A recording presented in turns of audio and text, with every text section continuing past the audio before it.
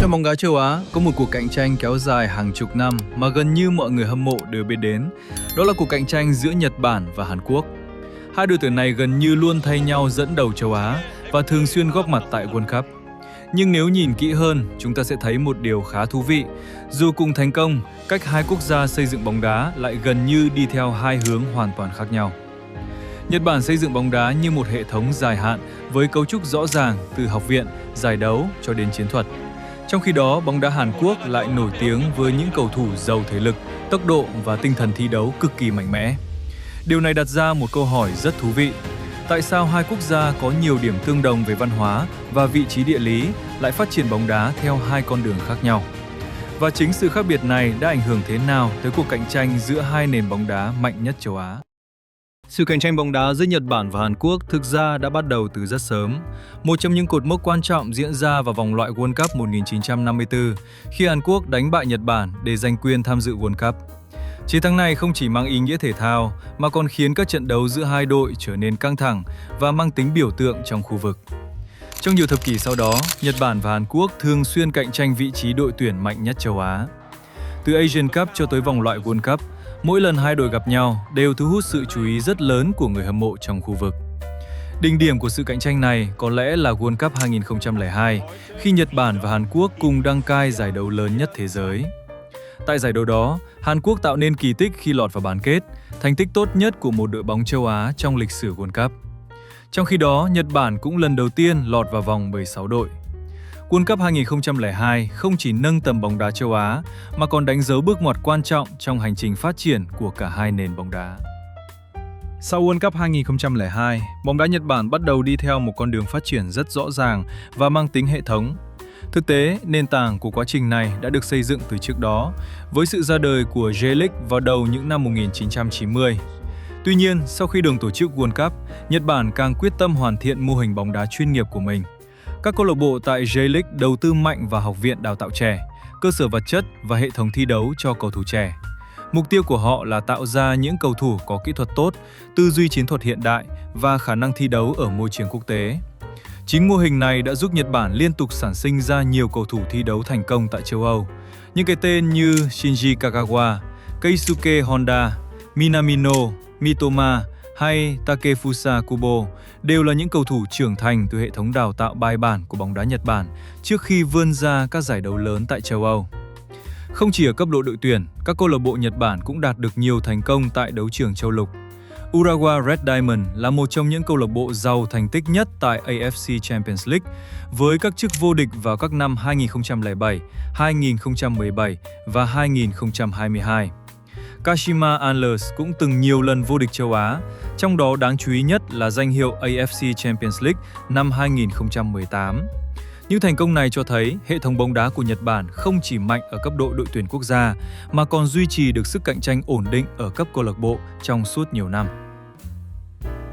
Nếu Nhật Bản xây dựng bóng đá dựa trên hệ thống câu lạc bộ và học viện đào tạo trẻ, thì Hàn Quốc lại phát triển bóng đá theo một con đường khá khác. Nền tảng quan trọng của bóng đá Hàn Quốc nằm ở hệ thống trường học và đại học. Trong nhiều thập kỷ, các giải đấu học đường và đại học tại Hàn Quốc đóng vai trò cực kỳ quan trọng trong việc phát hiện và đào tạo cầu thủ. Môi trường này tạo ra những cầu thủ có thể lực rất tốt, kỷ luật cao và tinh thần thi đấu mạnh mẽ. Những yếu tố đã trở thành đặc trưng. Ở cấp độ đội tuyển quốc gia, Hàn Quốc từ lâu đã là một trong những đội bóng thành công nhất châu Á. Đội tuyển Hàn Quốc là quốc gia châu Á tham dự FIFA World Cup nhiều lần nhất và liên tục góp mặt tại các kỳ World Cup từ năm 1986 cho tới nay. Thành tích nổi bật nhất của họ là kỳ tích lọt vào bán kết World Cup 2002. Ngoài ra, Hàn Quốc cũng từng nhiều lần vô địch AFC Asian Cup, đồng thời thường xuyên nằm trong nhóm những đội mạnh nhất của bóng đá châu Á.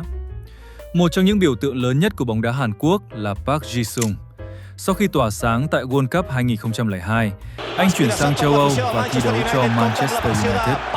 Tại đây, Park Ji-sung trở thành một trong những cầu thủ châu Á thành công nhất trong lịch sử, khi cùng Manchester United giành nhiều danh hiệu lớn như Premier League và UEFA Champions League.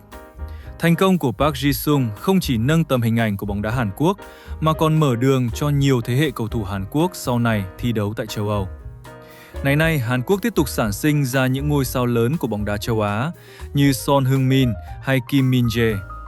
Những cầu thủ này không chỉ là trụ cột của đội tuyển quốc gia mà còn thi đấu cho các câu lạc bộ hàng đầu tại châu Âu. Ở cấp độ câu lạc bộ, các đội bóng Hàn Quốc cũng duy trì sức cạnh tranh mạnh mẽ tại châu lục. Những câu lạc bộ như Pohang Steelers, Ulsan Hyundai và Jeonbuk Hyundai Motors đều từng vô địch AFC Champions League. Một số câu lạc bộ Hàn Quốc thậm chí còn gây ấn tượng tại FIFA Club World Cup.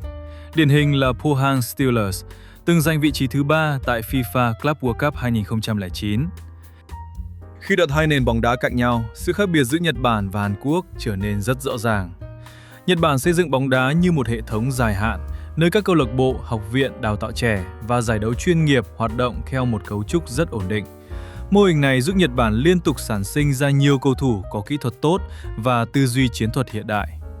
Trong khi đó, Hàn Quốc lại nổi bật với một con đường phát triển mang tính cạnh tranh cao hơn. Hệ thống bóng đá học đường và đại học tạo ra những cầu thủ có thể lực mạnh, tốc độ và tinh thần thi đấu rất quyết liệt. Điều này khiến phong cách bóng đá của Hàn Quốc thường trực diện và giàu năng lượng hơn. Sự khác biệt này cũng thể hiện rõ khi nhìn vào cách hai quốc gia xuất khẩu cầu thủ ra châu Âu. Nhật Bản thường có số lượng cầu thủ thi đấu tại châu Âu nhiều hơn, trải rộng ở nhiều giải đấu khác nhau. Trong khi đó, Hàn Quốc thường có ít cầu thủ hơn, nhưng lại xuất hiện những ngôi sao nổi bật có tầm ảnh hưởng lớn tại các câu lạc bộ hàng đầu.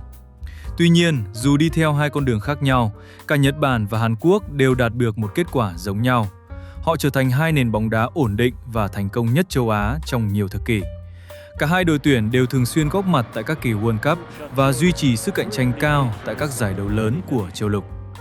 Chính sự cạnh tranh liên tục giữa hai quốc gia này đã giúp tiêu chuẩn của bóng đá châu Á ngày càng được nâng cao. Mỗi khi Nhật Bản và Hàn Quốc đối đầu, đó không chỉ là một trận đấu bóng đá mà còn là cuộc so sánh giữa hai triết lý phát triển hoàn toàn khác nhau.